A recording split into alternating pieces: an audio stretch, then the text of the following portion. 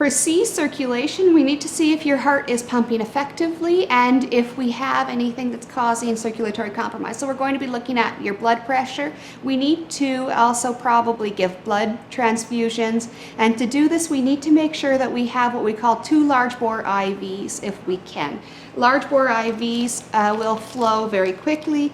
Often when you're getting blood tests, we're using very small needles. We, however, need to give a lot of fluid very quickly. So we're going to be using 14 or 16 gauge IV catheters, and we will have to put them in your arms.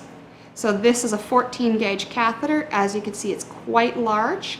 And we can give lots of fluid quickly in that. We can give multiple liters of fluid per hour. And this is a 16. It's a little bit smaller, but it's also quite large as well. So we will put 2 of those.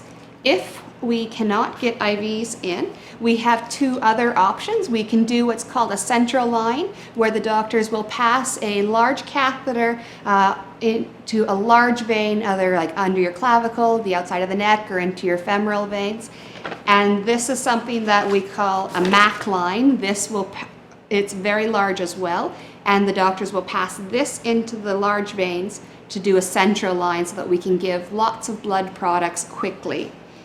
Our other option is called an interosseous, and this is actually a needle that's going directly into the bone to be going into the marrow. So we will either go into the humerus or into the tibial plateau, so just below your knee. And so it's a little gun, it's a needle that we will actually drill in. If we have uncontrolled bleeding in an extremity, so your arms or your legs, we'll probably need to use a tourniquet. So a tourniquet we are going to put on, we're going to tighten it and actually cut off blood flow so that you're going to stop bleeding. Pelvic fractures in often car accidents or falls, they can do what's called an open book fracture, where the whole pelvic ring is open, and that can actually bleed a lot. And so we have to do what's called a pelvic binder. The pelvic binder will go around the person's pelvis, and we will tighten it with these strings to actually bring that pelvic ring that's been disrupted back together to create pressure and to just keep it from moving while we're doing our procedures and what we need to do.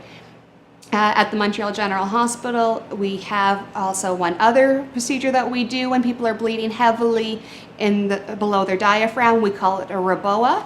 This is something that we brought in a couple of years ago, where we actually will insert a catheter up the femoral artery into the descending aorta, and we will inflate a balloon to cut off all circulation below the diaphragm or into the pelvis, depending on where we position the balloon.